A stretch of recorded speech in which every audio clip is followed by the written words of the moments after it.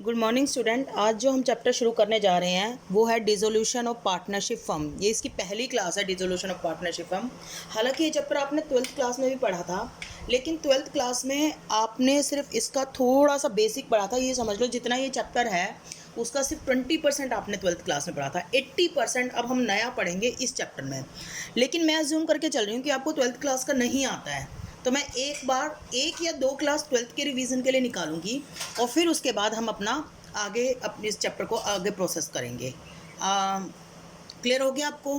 फिलहाल आपको शायद हो सके रिपीटेटिव लगे कि मैम ये तो हमने आप पढ़ रखा है। कोई बात नहीं, रिपीटेटिव लगेगा, कोई इशू वाली बात नहीं है। हम एक बार 12th का रिवाइज़ करेंगे। रिवाइज़ करने के बाद फिर हम आप ग्रेजुएशन में करेंगे। ग्रेजुएशन में बहुत सारी चीज़ें हैं, CA CS में बहुत सारी चीज़ें हैं, गार्नर वर्सेस मुर्रे हैं, इंसॉल्वेंसी ऑफ ऑल पार्टनर है, जो आपका 12th में नहीं था वो हम आगे करेंगे। राइट, फिलहाल हम 12th का करते हैं। डिसोल्यूशन ऑफ पार्टनरशिप फर्म का मतलब क्या होता है? डिसोल्यूशन ऑफ पार्टनरशिप फर्म का मतलब होता है winding up the business of partnership firm. Partnership firm का बिजनेस को वाइंड अप कर देना। वाइंड अप कर देना मतलब ख़त्म कर देना, बिजनेस ही ख़त्म कर देना। समझ में आ रही है? अब बिजनेस ख़त्म करने के लिए क्या की जाता है? Assets are realise. Asset are realise. मैंने asset are sold word use नहीं किया, asset are realise word use किया। रियलाइज वर्ड पता है क्यों यूज़ किया? क्योंकि एसेट सोल्ड नहीं की जाती। यहाँ पर सोल्ड के अलावा पार्टनर भी उठा के ले जाते हैं। देखो ना, आप अपनी शॉप भी बंद करते हो तो हो सकता है शॉप के कपड़े जो है वो सेल कर दो, लेकिन एसी हो सकता है सेल ना करके घर पे ले आओ एसी को। बात समझ में आ रही है? तो वही चीज़ है कि एसेट हमेशा ऐसा नहीं होता कि बिजनेस जब बंद करते हो तो एसेट आप हमेशा बेच देते हो। कुछ एसेट्स को पार्टनर उठा के ले जाते हैं और कुछ एसेट्स को क्रेडिटर उठा के ले जाते हैं। क्रेडिटर मतलब लेनदार उठा के ले जाते हैं। तो मैंने एसेट्स आर सोल्ड वर्ड की बजाय asset are realise word use किया है, ठीक है। And liabilities are settled. Liabilities are settle. अब देखो, लायबिलिटीज के लिए भी मैंने पेड वर्ड यूज़ नहीं किया, मैंने क्या वर्ड किया है? सेटल वर्ड यूज़ किया है। क्यों किया है सेटल वर्ड यूज़? क्योंकि ज़रूरी नहीं किया है कि लायबिलिटी भी कैश में ही पे हो। लायबिलिटी के साथ भी ऐसा हो सकता है कि कुछ लायबिलिटीज़ कैश में पे हो और कुछ लायबिलिटी पार्टनर रिस्पॉन्सिबिलिटी ले लें कि हम पे कर देंगे। मतलब रिस्पॉन्सिबिलिटी कौन ले रहा है? पार्टनर ले रहा है। पार्टनर अगर रिस्पॉन्सिबिलिटी ले रहा है कि लायबिलिटी हम पे कर देंगे, तो लायबिलिटी के साथ पेड वर्ड यूज़ नहीं होगा, लायबिलिटी के साथ क्या वर्ड यूज़ होगा? सेटल। तो वाइंडिंग अप, बिजनेस को वाइंड अप करना, एसेट को रियलाइज करना और लायबिलिटीज़ को सेटल करना, इसे हम क्या कहते हैं बताओ? Dissolution of partnership firm. अब जब डिसोल्यूशन ऑफ पार्टनरशिप फर्म होता है तो हम कौन कौन से अकाउंट्स बनते हैं? सोचो। In such case we made following accounts. हम कौन कौन से अकाउंट्स बनाते हैं? तो बच्चों, इसमें जो सबसे पहला अकाउंट हम बनाते हैं ना, वो हम बनाते हैं रियलाइजेशन अकाउंट। कौन सा अकाउंट? Realisation account. दूसरा अकाउंट हम जो बनाते हैं वो बनाते हैं पार्टनर्स कैपिटल अकाउंट। तीसरा अकाउंट जो हम बनाते हैं वो बनाते हैं कैश अकाउंट या फिर बैंक अकाउंट। चौथा अकाउंट हम बनाते हैं वो बनाते हैं पार्टनर करंट अकाउंट। लेकिन ये हर सिचुएशन में नहीं बनता। अगर करंट अकाउंट के बैलेंस दिए होंगे तो बनेगा, अदरवाइज नहीं बनेगा। तो ब्रैकेट में लिखेंगे इफ़ रिक्वायर्ड। और पांचवा हम जो बनाते हैं वो बनाते हैं partner loan account. Loan account भी हर सिचुएशन में नहीं बनता। अगर लोन अकाउंट के बैलेंस दिए होंगे तो बनेगा, अदरवाइज नहीं बनेगा। देखो बच्चों, 3 अकाउंट कंपलसरी बनेंगे। 3 अकाउंट कौन कौन से 3 अकाउंट कंपलसरी बनेंगे? पहला अकाउंट जो कंपलसरी बनेगा वो कौन सा अकाउंट होगा बताओ? Realisation account. दूसरा अकाउंट पार्टनर कैपिटल अकाउंट। तीसरा अकाउंट कैश अकाउंट या बैंक अकाउंट। चौथा अकाउंट पार्टनर करंट अकाउंट और लोन अकाउंट। करंट अकाउंट और लोन अकाउंट तभी बनते हैं जब करंट अकाउंट और लोन अकाउंट के बैलेंस दिए हों, लेकिन रियलाइजेशन, कैपिटल और कैश और बैंक ये हमेशा बनता है चाहे बैलेंस दिए हों या नहीं दिए हों। समझ में आ रही है बात या नहीं आ रही है? क्लियर हो गया? तो हमें समझ में आ गया। अब आप कहोगे कि मैम रियलाइजेशन अकाउंट होता कैसा अकाउंट है? बच्चों, रियलाइजेशन अकाउंट एक ऐसा अकाउंट होता है जिसमें हम सारी एसेट्स को रियलाइज करते हैं। अच्छा, मैं एक एग्जांपल बताती हूँ आप लोगों को। आप लोगों को घर का कबाड़ा बेचना है, सपोज करो आपको घर का कूड़ा कचरा सेल करना है। आप कबाड़ी वाला गली में से जा रहा है, तो आप कबाड़ी वाले को बुला के फिर कबाड़ा इकट्ठा करते हो, या पहले कबाड़े को इकट्ठा करके फिर कबाड़ी वाले को बुलाते हो? पहले आप कबाड़े को इकट्ठा करते हो, घर के पूरे कचरे कबाड़े को इकट्ठा करते हो जितना भी होता है, उसको आप अलग अलग पार्ट्स में डिवाइड कर देते हो। आप अपने पेपर्स अलग कर लेते हो, रद्दी अलग, न्यूज़पेपर वगैरह अलग कर लेते हो, है ना, तांबा वगैरह अलग कर लेते हो, प्लास्टिक अलग कर लेते हो। मतलब जिस भी तरीके के अलग अलग वैरायटी की चीज़ें हैं, आप उनको अलग अलग पार्ट्स में डिवाइड करके उनकी ढेरियाँ बना लेते हो, उनके उनके छोटे छोटे ग्रुप से बना लेते हो। और फिर आप फाइनली कबाड़ी वाले को बुलाते हो कि भैया ये बताओ रद्दी किस भाव में लोगे, ये बताओ भैया प्लास्टिक किस भाव में लोगे, ये बताओ भैया तांबा किस भाव में लोगे। तो इस तरीके से आप फिर उनको फर्दर अलग अलग पार्ट्स में डिवाइड करके आप सेल करते हो। ऐसा ही बिजनेस में होता है। देखो, बिजनेस घर से थोड़ा अलग थोड़ी ना है। बिजनेस में भी क्या होता है, आपका ये रियलाइजेशन अकाउंट एक ऐसा अकाउंट होता है जिसमें आप सारी एसेट्स और लायबिलिटीज़ की ग्रुपिंग कर लेते हो, मतलब कुछ अलग अलग ढेरियां बना लेते हो और फिर बाद में सेल करते हो। तो पहले मैं आपको ग्रुपिंग करना सिखा रही हूँ कि कितने कितने पार्ट्स में आपकी एसेट्स और लायबिलिटीज़ डिवाइड होती है। जैसे घर की एसेट्स हैं, उनको आप किन पार्ट्स में डिवाइड कर सकते हो? बहुत सारे, प्लास्टिक, लोहा, है ना, कॉपर, उसके बाद आपका जो होता है कॉपर के बाद और हो सकता है रद्दी। तो आप बहुत सारे पार्ट्स में डिवाइड कर सकते हो। तो यहाँ पे बैलेंस शीट की एसेट्स और लायबिलिटीज़ कितने पार्ट्स में डिवाइड हो सकती है, पहले मैं वो सिखाऊंगी, बाद में मैं एसेट्स को रियलाइज़ करना और लायबिलिटीज़ को पे करना सिखाऊंगी। समझ में आ रही है ना? तो अब आपको होगा कि मैम कैसे सिखाओगे? देखो, इसके लिए ना मैं अपनी एक बैलेंस शीट बनाती हूँ आपके लिए। एक बैलेंस शीट बनाते हैं हम लोग। बैलेंस शीट की बात करेंगे, है ना। बैलेंस शीट में क्या क्या होता है? देखो, सबसे पहले ये बैलेंस शीट है, बिल्कुल है। ये बैलेंस शीट की कौन सी साइड है बताओ? बचपन से जानते हो, this is your asset side and this is your liability side. Okay fine, ठीक है मैम, समझ गए। बैलेंस शीट की एसेट साइड में हमारी जो एसेट्स होती हैं वो होती हैं फिक्स एसेट्स और करंट एसेट्स। होती हैं, बिल्कुल होती हैं, फिक्स एसेट और करंट एसेट। फिक्स एसेट में और करंट एसेट्स में मैं कुछ एग्जांपल देती हूँ। Land and building, plant and machinery, furniture and fixtures, goodwill,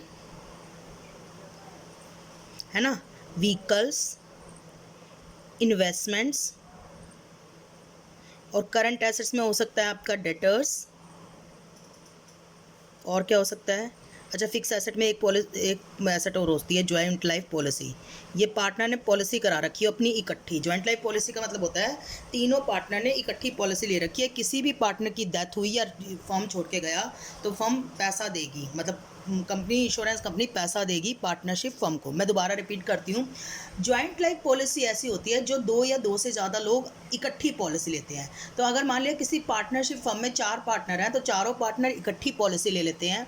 चारों पार्टनर में से किसी भी एक पार्टनर की डेथ हो गई या किसी भी कोई भी एक पार्टनर बिजनेस को छोड़ के चला गया, जैसी भी टर्म्स हैं, तो इंश्योरेंस कंपनी पार्टनरशिप फर्म को पैसा देती है। याद रखना, पार्टनर्स को पैसा नहीं देती, पार्टनरशिप फर्म को पैसा देती है। This is called joint life policy.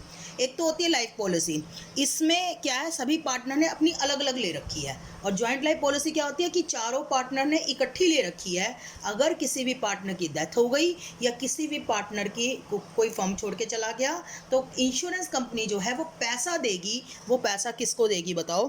Partners को नहीं देगी, पार्टनरशिप फर्म को देगी। Okay fine. उसके बाद इन्वेस्टमेंट होती है, जॉइंट लाइफ पॉलिसी होती है। डेटर हो सकता है, स्टॉक हो सकता है ना, प्रीपेड एक्सपेंसेस हो सकता है, एंड एक्रूड इनकम हो सकती है। तो ये बैलेंस शीट की एसेट साइड में होती है। समझ में आ रही है बच्चों या नहीं आ रही है? बिल्कुल समझ में आ रही है, क्यों नहीं आ रही होगी? इसको मैं डालती हूँ नंबर 1। नंबर 2 में मैं एक चीज़ और लिखती हूँ। क्या लिखती हूँ? Cash in hand and cash at bank. मैं इसको अलग क्यों लिख रही हूँ? वैसे ये करंट एसेट ही है, पर मैं इसको अलग क्यों लिख रही हूँ? वैसे ये करंट एसेट ही है, पर मैं इसको अलग क्यों लिख रही हूँ, अभी आपको थोड़ी देर में समझ में आ जाएगा। ओके, और क्या हो सकता है बताओ बैलेंस शीट की एसेट साइड में? और भी कुछ हो सकता है, बिल्कुल हो सकता है। पार्टनर करंट अकाउंट का बैलेंस। क्या हो सकता है? पार्टनर करंट अकाउंट का बैलेंस। कौन से वाला बैलेंस बताओ? डेबिट वाला बैलेंस, क्योंकि ये एसेट साइड डेबिट साइड होती है ना, ये लायबिलिटी साइड क्रेडिट साइड होती है। देखो बच्चों, किसी भी अकाउंट की ये डेबिट होती है, ये क्रेडिट होती है, पर बैलेंस शीट की ये वाली साइड डेबिट होती है और ये वाली साइड क्रेडिट होती है, क्योंकि एसेट्स के डेबिट बैलेंस होते हैं और लायबिलिटीज़ के क्रेडिट बैलेंस होते हैं। किसी भी अकाउंट की लेफ्ट वाली डेबिट, राइट वाली क्रेडिट, लेकिन बैलेंस शीट की राइट वाली डेबिट और लेफ्ट वाली क्रेडिट। ठीक है। पार्टनर्स करंट अकाउंट के डेबिट बैलेंस, अब वो ए का भी हो सकता है, या ए और बी का भी हो सकता है, या ए बी सी तीनों का भी हो सकता है, खाली ए का भी हो सकता है, खाली बी का भी हो सकता है, खाली सी का भी हो सकता है, ए और बी का भी हो सकता है, या फिर बी और सी का भी हो सकता है, या तीनों का भी हो सकता है। वो क्वेश्चन बताएगा कि डेबिट बैलेंस किसका है। और क्या हो सकता है इसमें? Miscellaneous expenses. और क्या हो सकता है बताओ? Miscellaneous expenses. मिसलेनियस एक्सपेंसेस में क्या हो सकते हैं बताओ? मिसलेनियस एक्सपेंसेस मतलब वो लॉस जो बांटे नहीं है। सुनो मेरी बात सुनो, जब एसेट का डेबिट बैलेंस होता है तो लॉस का भी तो डेबिट बैलेंस होता है। समझो मेरी बात सुनो, अगर किसी बिजनेस को लॉस हो गया तो वो पीएनएल अकाउंट में डलता है। मान ले लॉस बाय फायर हो गया, लॉस बाय थेफ्ट हो गया, कोई भी लॉस अगर बिजनेस को हो गया तो वो लॉस किस में डलता है बताओ? वो लॉस डलता है प्रॉफिट एंड लॉस अकाउंट में, राइट। लेकिन अगर उस लॉस को हमने प्रॉफिट एंड लॉस अकाउंट में नहीं डाला तो फिर कहाँ आ सकता है? फिर वो बैलेंस शीट की एसेट साइड में आएगा, क्योंकि लॉस का भी कौन सा बैलेंस होता है? डेबिट। ऐसा कौन सा लॉस होता है जो हम प्रॉफिट एंड लॉस अकाउंट में नहीं डालते? वो होता है एडवर्टाइजमेंट सस्पेंस अकाउंट। मैम इसको क्यों नहीं डालते प्रॉफिट एंड लॉस में? मैं एग्जाम्पल बताती हूँ बच्चों। मैंने सपोज करो एक बोर्ड बनवाया, मुझे लगता है कि वो बोर्ड अपने सेंटर के बाहर लगाना है मुझे और 5 साल तक चलेगा। मैंने वो बोर्ड 5,000 का बनवाया। मैं कह रही हूँ मैंने एक बोर्ड बनवाया 5,000 का और वो अपने सेंटर के बाहर लगवाया। अब मुझे लग रहा है कि वो बोर्ड मेरा 5 साल तक चलेगा, तो 5,000 को मैं 5 से डिवाइड करूँगी, मेरा 1 साल का खर्चा 1,000 रुपये हो गया। 1,000 रुपये तो मैं पीएनएल अकाउंट में डालूंगी क्योंकि मेरा 1 साल का खर्चा हुआ। बाकी बचे कितने? 4,000। वो 4,000 मैं एडवर्टाइजमेंट सस्पेंस अकाउंट के नाम से लिखूंगी। समझ में आ रही है बात या नहीं आ रही है? मैं क्या कह रही हूँ आपको समझ में आया? मैं सिर्फ ये कह रही हूँ कि मैंने एक बोर्ड बनवाया, बोर्ड पे खर्चा कितना हुआ? 5,000।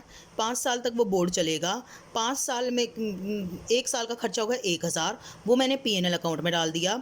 बाकी रह गया कितना? 4,000। तो 4,000 मैं एसेट साइड में डालूंगी और ये आएगा पीएनएल अकाउंट का डेबिट बैलेंस। डेबिट बैलेंस मतलब लॉस। ये बैलेंस शीट की एसेट साइड के आइटम हैं। आपको इसके अलावा अगर कोई आइटम याद आ रहे हैं तो वो आप फिक्स एसेट और करंट एसेट में डाल देना। समझ में आ रही है बात या नहीं आ रही है? अगर इसके अलावा कोई भी आइटम छूट गए हैं तो वो ऊपर वाले हेड में डाल देना। क्लियर हो गया या नहीं हो गया? That's all.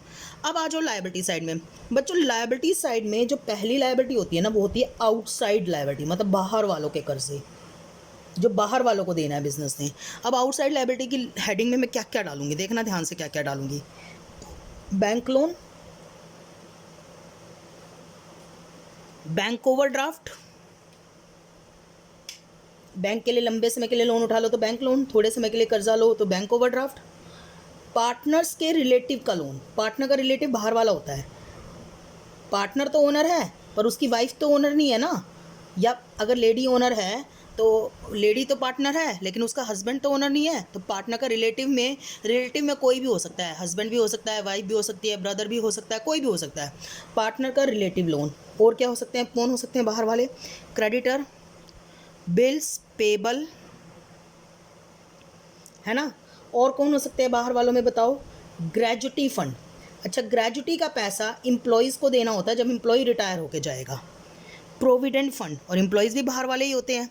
प्रोविडेंट फंड का पैसा भी एम्प्लॉयज़ को देना होता है जब एम्प्लॉय रिटायर होकर जाएगा। और क्या हो सकता है बताओ? आउटस्टैंडिंग एक्सपेंसेस, खर्चे हो गए पे होने बाकी हैं, जैसे रेंट पे ले लिए, रेंट देना बाकी है ना। And income received in advance, ये हमारी लायबिलिटी हो गई आउटसाइड लायबिलिटी। बच्चों इसमें मैं कुछ अमाउंट्स और डाल रही हूँ, वैसे तो वो हमारी लायबिलिटी नहीं है पर मैं डाल रही हूँ, रीज़न बताती हूँ क्यों। यहाँ पर इन्वेस्टमेंट आई है ना, तो investment fluctuation fund, investment fluctuation fund, ये फंड इसलिए बनाया जाता है कि अगर इन्वेस्टमेंट की वैल्यू में अगर कुछ कमी आ जाए तो हम इससे पैसा निकाल लें। इन्वेस्टमेंट फ्लक्चुएशन, फ्लक्चुएशन मतलब इन्वेस्टमेंट की वैल्यू को कम ज़्यादा होना, है ना। यहाँ पर डेटर आया है तो मैं यहाँ डाल रही हूँ प्रोविज़न फॉर बैड डेट।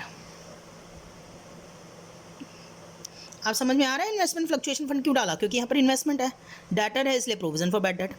यहाँ पर जॉइंट लाइफ पॉलिसी है तो जॉइंट लाइफ पॉलिसी रिजर्व, और यहाँ पर फिक्स एसेट है लैंड एंड बिल्डिंग, तो प्रोविजन फॉर डेप्रीशिएशन, ये डाली मैंने आइटम। आपको समझ में आ रहा है? इन्वेस्टमेंट फ्लक्चुएशन फंड क्यों डाला? क्योंकि यहाँ इन्वेस्टमेंट है। प्रोविजन फॉर बैड डेट क्यों डाला? क्योंकि यहाँ डेटर है। जॉइंट लाइफ पॉलिसी रिजर्व क्यों डाला? क्योंकि यहाँ पे जॉइंट लाइफ पॉलिसी है। प्रोविजन फॉर डेप्रिसिएशन क्यों डाला? क्योंकि यहाँ पर फिक्स एसेट्स हैं। ओके फाइन, ये पहली हेडिंग हो गई हमारी लायबिलिटी साइड की। और लायबिलिटी साइड में क्या होते हैं बताओ? और लायबिलिटी साइड में होते हैं कैपिटल अकाउंट के बैलेंस। कैपिटल अकाउंट मतलब किसका कैपिटल अकाउंट? ए का, बी का और सी का। और लायबिलिटी साइड में क्या क्या हो सकता है बताओ? करंट अकाउंट के बैलेंस। कौन से बैलेंस? करंट अकाउंट के। करंट अकाउंट के भी किसके बताओ? ए के, बी के और सी के। मैम आपने करंट अकाउंट के तो यहाँ भी डाले थे भाई, यहाँ डेबिट वाले थे, यहाँ पर कौन से वाले भी बैलेंस है? क्रेडिट। और लायबिलिटी साइड में क्या हो सकते हैं? पार्टनर के लोन अकाउंट के बैलेंस। लोन भी किसका हो सकता है बताओ? ए का, बी का और सी का। आपको याद है रिलेटिव का लोन तो यहाँ चला गया था, लेकिन पार्टनर का खुद का लोन, यहाँ पार्टनर ने लोन लिया है कि पार्टनर ने लोन दिया है? पार्टनर ने लोन दिया है। दिया है क्यों है?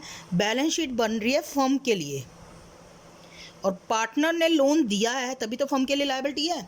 देखो, ये जो हम अकाउंट्स बना रहे हैं ये पार्टनर के लिए बना रहे हैं कि फर्म के लिए बना रहे हैं? बच्चों को, कई बच्चों को लगता है कि मैम ये अकाउंट्स बना रहे हैं ना पार्टनर के लिए बना रहे हैं। बिल्कुल गलत बात है बच्चों।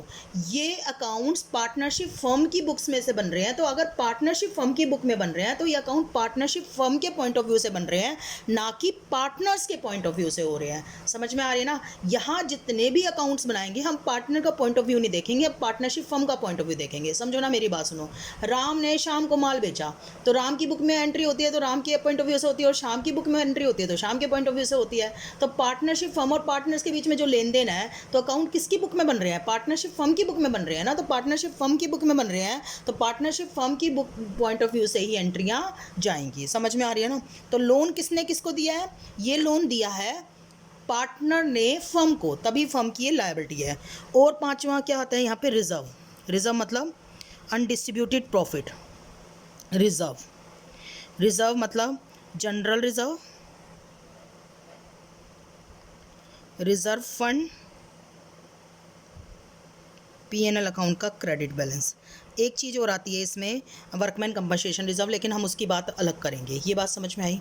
अच्छा, अब ये बताओ बच्चों, मैंने आपको स्टार्टिंग में ही बताया कि हम लोगों को जब घर का भी कबाड़ा निकालना होता है ना, तो हम लोग अलग अलग उसकी क्या कहते हैं, एक ग्रुपिंग कर देते हैं सारे कबाड़े की। मतलब एक टाइप का, जैसे रीज़न बताए थे मैंने आपको एग्जांपल, तो यहाँ भी हम ग्रुपिंग करेंगे एसेट्स की।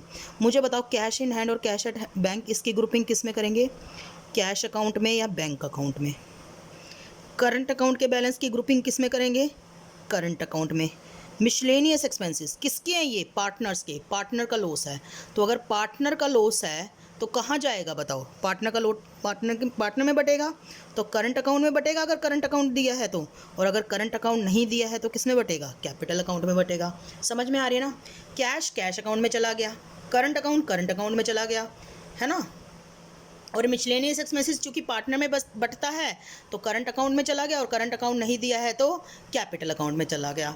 रिजर्व, रिजर्व भी पार्टनर का होता है, तो करंट अकाउंट में जाएगा, और अगर करंट अकाउंट नहीं दिया है तो फिर कैपिटल अकाउंट में जाएगा। लोन, लोन अकाउंट में जाएगा। करंट अकाउंट में जाएंगे। कैपिटल अकाउंट में जाएंगे। और बाकी सब कुछ उठा के किस में चला जाएगा? रियलाइजेशन अकाउंट में चला जाएगा। बात समझ में आई कि नहीं आई कि ग्रुपिंग कैसे करनी है ना? राइट, सिंपल सी बात है। कैश कैश में गया, करंट अकाउंट करंट में गया। लॉसेस पार्टनर के होते हैं तो करंट अकाउंट बनाओ तो करंट में, करंट नहीं बनाओ तो कैपिटल में। रिजर्व भी पार्टनर के होते हैं तो करंट अकाउंट बनाओ तो करंट में, नहीं तो कैपिटल में।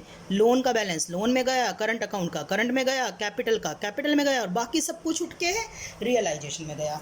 आप कहोगे मैम चलो ये तो बात आपकी क्लियर हो गई, अब हमें ज़रा इसकी एंट्रियाँ तो बता दो। हम ऐसे थोड़ी ना बताएंगे पेपर में कि हमने ग्रुपिंग कर दी। ये तो आपने लोकल लैंग्वेज पढ़ा दी, ग्रुपिंग कर दी। तो हाँ चलो एंट्रियाँ भी सीखते हैं, ठीक है ना? पहले चीज़ का मतलब सीखते हैं फिर एंट्रियाँ सीखते हैं। देखो बच्चों, पहली entry, transfer assets to realisation account. क्योंकि एसेट्स की ग्रुपिंग कहाँ करनी है? रियलाइजेशन अकाउंट में करनी है। सुनो मेरी बात सुनो, एसेट की ग्रुपिंग कहाँ करनी है, ये जितनी भी एसेट्स हैं इनकी ग्रुपिंग कहाँ करनी है, रियलाइजेशन अकाउंट में। तो बताओ कैसे करेंगे, ये सारी एसेट है, एसेट के डेबिट बैलेंस है, इनका एक ग्रुप बनाना है रियलाइजेशन में अकाउंट में। तो इन सारी एसेट्स को हमें क्रेडिट करना पड़ेगा और रियलाइजेशन अकाउंट को डेबिट करना पड़ेगा। मैं दोबारा बोलती हूँ प्लीज़, एसेट्स के डेबिट बैलेंस हैं तो इन सारी एसेट्स को हमें क्रेडिट करना पड़ेगा। तो इनको क्या करना पड़ेगा बताओ, रियलाइजेशन को डेबिट करना पड़ेगा। तो एंट्री क्या पास होगी बताओ, realisation account debit. Land and building का डेबिट बैलेंस है, लैंड एंड बिल्डिंग क्रेडिट हो गई। प्लांट एंड मशीनरी का डेबिट बैलेंस है, प्लांट एंड मशीनरी क्रेडिट हो गई, है ना। फर्नीचर एंड फिक्चर का डेबिट बैलेंस है, फर्नीचर एंड फिक्चर क्रेडिट हो गया। और इस तरीके से करके एक्रूड इनकम का डेबिट बैलेंस है, एक्रूड इनकम भी क्रेडिट हो गई। टीचर्स आपको 12th क्लास में पता है क्या लिखवाते थे, रियलाइजेशन टू सन्ड्री एसेट। बच्चों बिल्कुल गलत कराते थे। मुझे एक बात बताओ, जब लेजर बने हुए होंगे तो लैंड एंड बिल्डिंग का अलग लेजर बना हुआ होगा, प्लांट एंड मशीनरी का अलग लेजर बना हुआ होगा, और सबके कौन से बैलेंस होंगे, डेबिट। तो उनको क्रेडिट करना है तो उनको अलग अलग क्रेडिट करके ख़त्म करना पड़ेगा ना। सन्ड्री एसेट करके कैसे ख़त्म कर सकते हैं हम लोग, तो वो गलत होता है ना। समझो ना, मेरी बात सुनो। अगर लैंड एंड बिल्डिंग का मैं एक एग्जांपल बताती हूँ, समझो। जैसे यहाँ पे ही देखो, अगर एक लैंड एंड बिल्डिंग है, उसका डेबिट बैलेंस में टू बैलेंस BD 10 लाख रुपए पड़े हुए हैं, है ना। तो अब इसको ख़त्म करना है तो हम इसको ख़त्म कैसे करेंगे, by realisation. 10 lakh land and building credit हो गया और रियलाइजेशन अकाउंट क्या हो जाएगा, डेबिट हो जाएगा। ऐसे ही प्लांट एंड मशीनरी का बैलेंस पड़ा हुआ है, प्लांट एंड मशीनरी के अकाउंट के डेबिट साइड में टू बैलेंस BD पड़े हुए हैं, मान ले 5 लाख, है ना। तो अब इसको हमें जब ख़त्म करना है तो हम बाय रियलाइजेशन करके 5 लाख ऐसे ही तो ख़त्म करेंगे, रियलाइजेशन अकाउंट के डेबिट साइड में और इन सारे अकाउंटों के क्रेडिट साइड में। तो जो टीचर लिखवाते थे ना टू सन्ड्री एसेट्स, मैं सभी टीचर को नहीं कह रही, पर कुछ टीचर्स की आदत मुझे पता लगी है कि वो टू सन्ड्री एसेट्स करके लिखवाते थे। भैया प्रैक्टिकल लाइफ में इससे गलत काम तो कुछ है ही नहीं कि टू सन्ड्री एसेट्स करके लिखवाया जाए। जब एसेट्स के लेजर अलग अलग खुले हुए हैं तो उनको बंद भी तो अलग अलग ही करना पड़ेगा। हम टू सन्ड्री एसेट करके लेजर के कैसे बंद कर सकते हैं, तुम बताओ, मुझे बता दो, कोई तरीका बता दो कि टू सन्ड्री एसेट करके ये लेजर बंद कर दिए जाएं।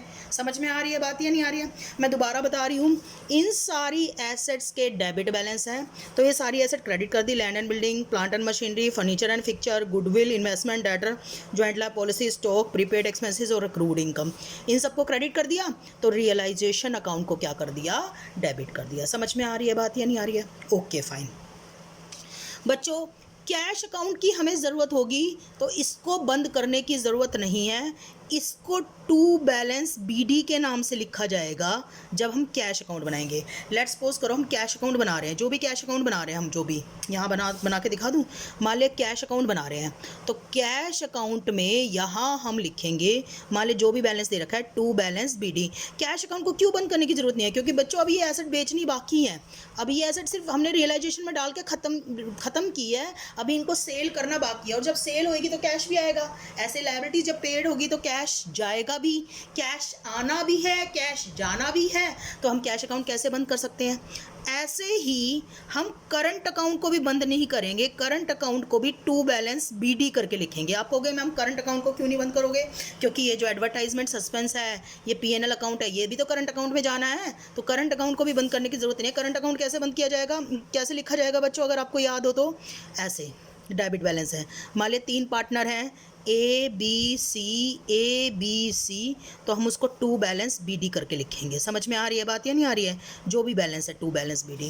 कैश अकाउंट का भी टू बैलेंस BD करके लिखेंगे और करंट अकाउंट का भी टू बैलेंस BD करके लिखेंगे। समझ में आ रही है बात या नहीं आ रही है। हम सिर्फ इन एसेट को खत्म करेंगे, एंट्री करेंगे realisation account debit to all these asset. Cash account को टू बैलेंस BD करके लिखेंगे, करंट अकाउंट को टू बैलेंस BD करके लिखेंगे। हाँ, एडवर्टाइजमेंट सस्पेंस और PNL अकाउंट को खत्म करने की जरूरत है, उन्हें करंट अकाउंट या कैपिटल अकाउंट में डालेंगे। कैसे डालेंगे, इसकी एंट्री क्या बनेगी, देखो एंट्री देखो, ट्रांसफर मिसलेनियस एक्सपेंसेस या डिस्ट्रीब्यूट वर्ड सही है, distribute miscellaneous expenses between partner. किसके बीच बांटेंगे बताओ मिसलेनियस एक्सपेंसेस, पार्टनर्स के बीच में बांटेंगे। तो कैसे बांटेंगे बताओ, हम कैसे बांटेंगे? एडवर्टाइजमेंट सस्पेंस का आपको पता है डेबिट बैलेंस है, पीएनएल अकाउंट का डेबिट बैलेंस है, तो इनको हम क्या कर देंगे? क्रेडिट। क्रेडिट किसको करेंगे बताओ? To advertisement suspense. और क्रेडिट किसको करेंगे? To profit and loss account. तो डेबिट किसको कर देंगे बताओ? अगर करंट अकाउंट बना है तो करंट में, और अगर करंट अकाउंट नहीं बना है तो कैपिटल में। तो आपको 12th से पता है कि सारी एंट्रियां आपकी पहले तो अगर करंट अकाउंट बना हो तो करंट में जाती है, अदरवाइज कैपिटल में जाती है। सुनो ना मेरी बात सुनो। एडवर्टाइजमेंट सस्पेंस का डेबिट बैलेंस है तो उसको हमने क्रेडिट कर दिया। पीएनएल अकाउंट का डेबिट बैलेंस है तो उसको हमने क्रेडिट कर दिया, और पार्टनर का ABC को डेबिट कर दिया, जितने भी पार्टनर है। एसेट साइड समझ में आई? अभी हमने एसेट बेची नहीं है, अभी हमने एसेट्स की सिर्फ कहते हैं अलग अलग पार्ट बनाए हैं। कुछ को रियलाइजेशन में डाल दिया, कुछ को कैश में डाल दिया, कुछ को करंट अकाउंट में डाल दिया, कुछ को करंट या कैपिटल में डाल दिया। समझ में आ रही है ना? अभी सेल करने का काम तो शुरू भी नहीं किया है, राइट? उसके बाद अब आ जाओ लायबिलिटीज़ की बारी। लायबिलिटीज़ कैसे करेंगे? देखो लायबिलिटीज़ कैसे करेंगे, अगर आपको एक स्क्रीनशॉट लेना है तो ले लेना, ठीक है। लायबिलिटीज़ देखिए, लायबिलिटीज़ कैसे करेंगे? Third point, transfer outside liabilities to realisation. ये जो आउटसाइड जितनी भी लायबिलिटीज़ है ना, इनको हम रियलाइजेशन में डालेंगे। किस में डालेंगे? रियलाइजेशन में। अब देखो लायबिलिटी का कौन सा बैलेंस होता है? क्रेडिट। तो उनको जब ट्रांसफ़र करेंगे तो क्या करेंगे? डेबिट। मतलब क्या डेबिट करेंगे बताओ? Bank loan account debit. और क्या डेबिट करेंगे? Bank overdraft account debit. हाँ जी, ओके। और क्या डेबिट करेंगे बताओ? Partners relative loan account debit. ऐसे करते करते करते करते provision for depreciation account debit to realisation. मैं दिखाती हूँ बच्चों आपको कैसे। देखो मेरी बात सुनो। बैंक लोन का क्रेडिट बैलेंस है debit, bank overdraft debit, partner relative loan debit, creditor account debit, bills payable debit, gratuity debit, provident fund account debit. ऐसे करते करते provision for depreciation account debit to realisation. Madam इसको ऐसे नहीं लिख सकते sundry liability account debit to realisation? नहीं लिख सकते बच्चों, लायबिलिटी का बैलेंस अलग खुला होगा। जैसे मेरी बात सुनो, जैसे बैंक लोन है, बैंक लोन ऐसे खुला होगा, क्रेडिट साइड में होगा bank loan by balance BD।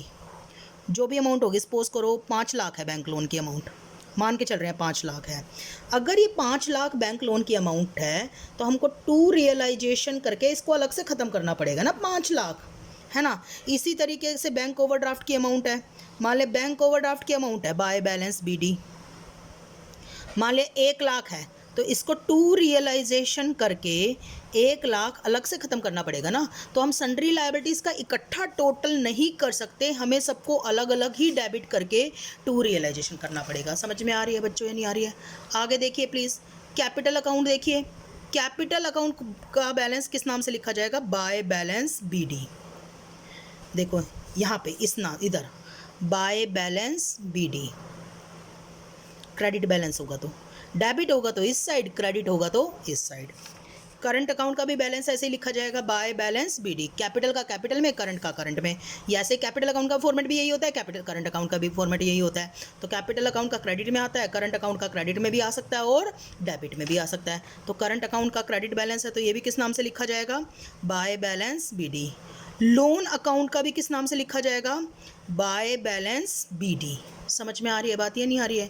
क्योंकि हम कैपिटल अकाउंट बनाते हैं तो इसको भी बाय बैलेंस BD के नाम से लिखेंगे, करंट अकाउंट बनाते हैं तो उसको भी बाय बैलेंस BD के नाम से लिखेंगे, लोन अकाउंट बनाते हैं तो उसको भी बाय बैलेंस BD के नाम से लिखेंगे। पर रिजर्व तो का तो अकाउंट नहीं बनाते ना, तो रिजर्व किस में बात बटेगा? पार्टनर में। तो distribute reserve between partner. Reserve को किस में बांटना पड़ेगा? पार्टनर्स में। पार्टनर्स में बटेगा तो कैसे बटेगा बताओ? जनरल रिजर्व का क्रेडिट बैलेंस होता है तो हम इसको क्या कर देंगे? डेबिट। रिजर्व फंड का डेबिट क्रेडिट बैलेंस होता है तो रिजर्व फंड को भी क्या कर देंगे? डेबिट। समझ में आ रही है ना? पीएनएल अकाउंट का क्रेडिट बैलेंस है तो पीएनएल अकाउंट के क्रेडिट बैलेंस को भी क्या कर देंगे? डेबिट। और टू पार्टनर्स, अगर करंट अकाउंट बना रहे हैं तो करंट अकाउंट में, और अगर करंट अकाउंट नहीं बना रहे हैं तो फिर कैपिटल अकाउंट में। समझो, अगर जनरल रिजर्व 1 लाख है तो general reserve 1 lakh account debit to A to B, मान लिया 50,000 बट रहा है, 3 पार्टनर है तो 2A 2B 2C जो भी है उसको डेबिट करके पार्टनर्स कैपिटल अकाउंट को क्या कर देना है, क्रेडिट कर देना, करंट अकाउंट या कैपिटल अकाउंट को। स्क्रीनशॉट लेना तो ले लो, ठीक है बच्चों, एक इसका स्क्रीनशॉट ले लो, एक इसका स्क्रीनशॉट ले लो, राइट, और एक इसका, ठीक है। Thank you so much. बस आज की क्लास में इतना ही। आज मैंने सिर्फ आपको एसेट्स और लायबिलिटीज़ को ट्रांसफ़र करना सिखाया, उनको सेल करना और उनकी पेमेंट करना नहीं सिखाया है अभी। Thank you so much.